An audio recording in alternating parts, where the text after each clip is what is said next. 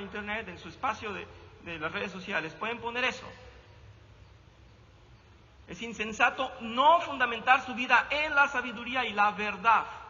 Entonces, ¿a qué le estoy tirando? ¿Han escuchado a los jóvenes o han recordado cuando eran jóvenes si ya se les está pasando la juventud? Me refiero a esto, me refiero a la adolescencia en la que no está la mente funcionando con todos sus potenciales, sino que las hormonas están mandando. ¿Qué dicen los jóvenes? Vamos a la casa de fulano. Oh, ok, vamos. ¿Y a dónde vamos a ir? No sé, pero vamos. Y ya estando allá, ¿a dónde vamos? Pues no sé. ¿Quién trae carro? Pues tú vamos. ¿A dónde? No importa, vamos. A dar la vuelta. Y luego, pues allá, ¿a quién encontramos? Y luego, pues a ver qué tomamos. Y luego a ver cómo acabamos. ¿Verdad? No estoy mintiendo, yo pasé por eso. Y fue un niño santo. Créanlo o no, bastante recatado, pero hacíamos estupideces. ¿A qué le tira un joven que no sabe a dónde va a salir con sus amigos ese día? No sabe lo que va a hacer. ¡Ey! ¿Tú abres la puerta y no sabes lo que vas a hacer saliendo de casa? Bueno, si es tu día de descanso y vas a pasear, a lo mejor dices, bueno, a ver por dónde me paseo y a ver qué de nuevo encuentro. Qué raro, pero en realidad, cimientas tu vida sin saber qué esperas de ella. Decimos que no, pero cuando le buscamos en realidad el fondo, a veces nos encontramos haciendo algo que no esperábamos hacer y lo estamos haciendo. ¿No les ha pasado? Ey, ¿no les ha pasado? No, creo que nada más a mí me ha pasado. ¿Saben qué? Creo que el problema soy yo nada más. El problema soy yo. ¿Saben por qué les digo esto? Porque Dios dice en su sabiduría que si somos inteligentes, constantemente estaremos arrepintiéndonos. ¿Me oyeron eso? Constantemente estaremos arrepintiéndonos.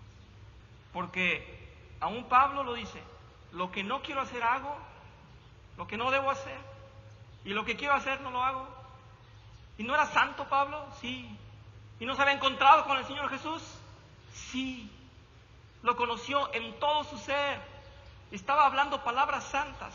Nadie escribió con más pasión y con más claridad las cosas más complejas de la teología que Pablo, y lo amaba con toda su carne, con todo su ser. Y decía, vuelvo a fallar.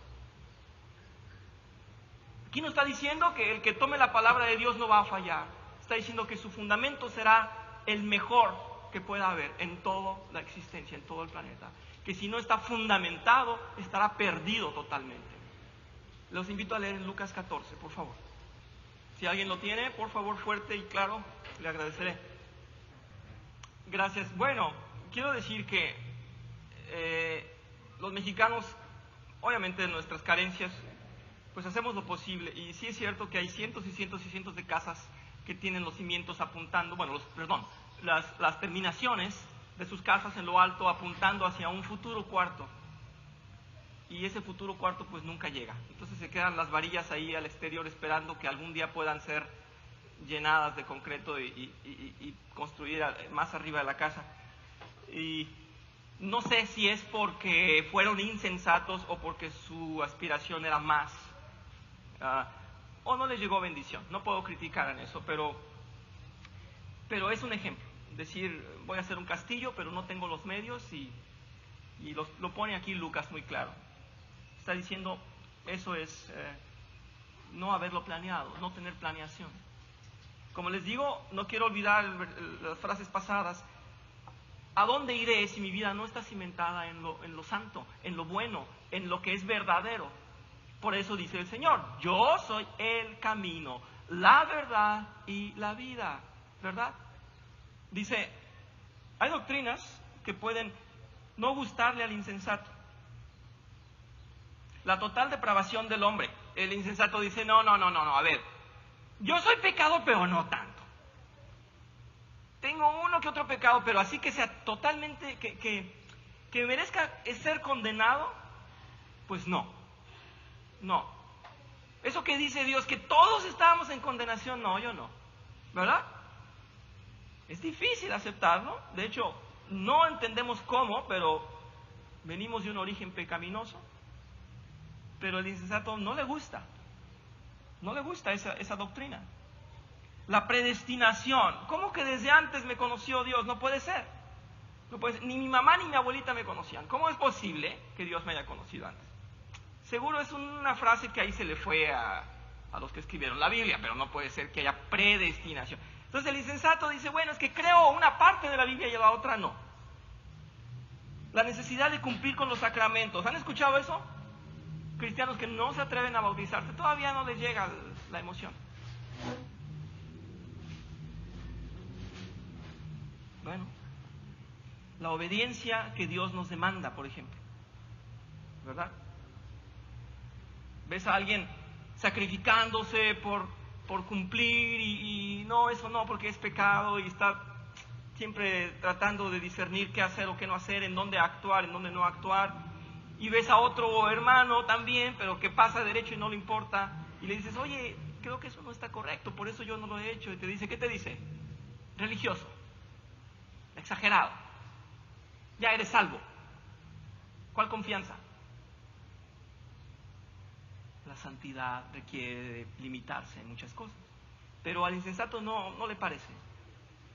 Considera que Dios requiere solo algunas cosas y que puede conseguir el resto por sí mismo, y que no debe necesariamente de sacrificar sus impulsos humanos o su carne. Fíjense cómo lo dice el señor Martin Lloyd-Jones, lo puse para ustedes, que se lo lleven. Dice, la Biblia es, en primer lugar, una exposición aterradora y una descripción gráfica de los efectos del pecado. Desde que inicia la Biblia, tarda unos versículos para decir que el hombre pecó, que el hombre cayó en la tentación y obedeció a ese sentimiento de emoción y falló, cayó, el hombre pecó. Y hasta Apocalipsis veremos el castigo de ese pecado, la justicia de Dios, la exaltación de Dios, la glorificación, etc. Pero vemos pecado de principio a fin. Entonces, como decía algunas semanas atrás, con los pastores o los falsos profetas, aquellos que tienen iglesias llenas porque les hablan bonito y les dan un sermón en donde hasta bailan y no quieren tocar el punto del pecado. No quieren tocar el punto de pecado y está en la Biblia de principio a fin. ¿Cómo ven? ¿Estarán leyendo la Biblia? Bueno, para reflexionar eso. Si eso no nos despierta y no nos llama al arrepentimiento y la corrección, seremos realmente insensatos. Hemos comentado algunas veces de qué fue lo que más habló Jesús cuando estuvo en la tierra. ¿Fuerte, Carolina? Del infierno. Algunos lamentan y dicen, bueno, es que no nos explicó cómo van a ser las casas. ¿Y cómo vamos a estar vestidos? ¿Y si habrá las mismas frutas? ¿Y si mi mascota va a estar allá? Lo entiendo, da curiosidad, ¿verdad? Al Señor lo que le urgía era que nos aterrara el pecado, que nos aterrara la consecuencia y cómo lastimamos la santidad de Dios y su pureza. Y el pecado es el tema central. Un insensato, como resultado de no vivir sinceramente la vida cristiana, no aprecia a quienes en realidad lo hacen. Con frecuencia hace comentarios criticando a quienes están en la lucha de la santidad. A veces la postura del insensato es decir, bueno, si fulano está en la alabanza y aún así lo he visto pecar, mejor yo ni me comprometo. ¿Para qué? ¿Para que me vean todos? No, hombre, mejor yo sigo siendo igual, porque si no está dando un ejemplo perfecto fulano, pues yo no me involucro tampoco. Es tan pecado como yo. Bueno, no conocen cómo esté luchando, cómo esté el otro en realidad viviendo su santidad.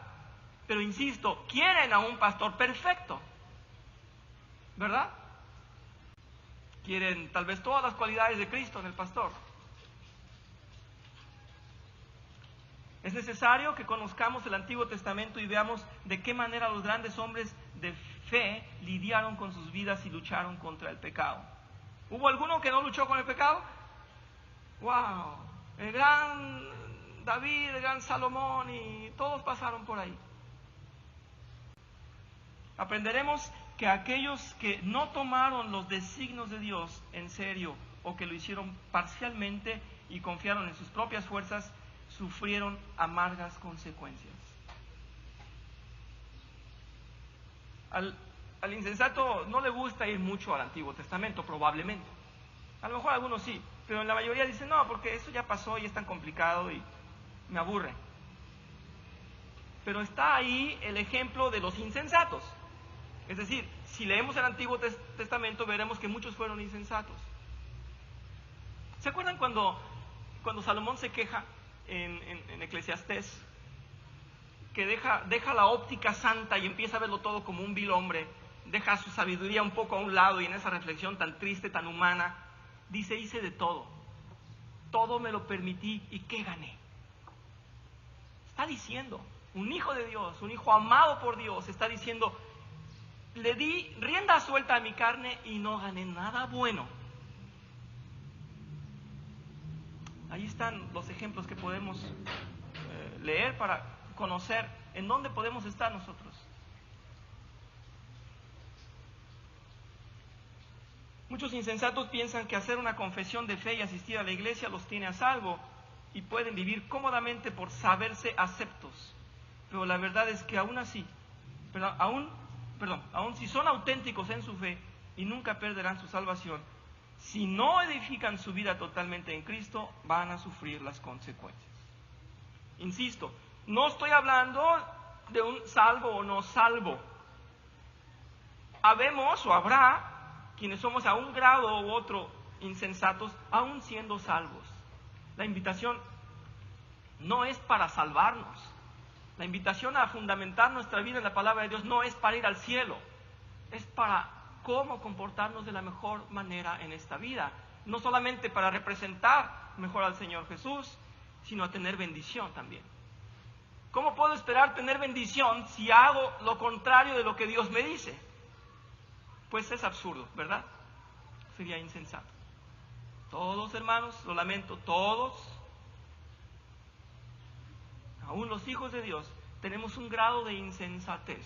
En algún punto no obedecemos el consejo santo.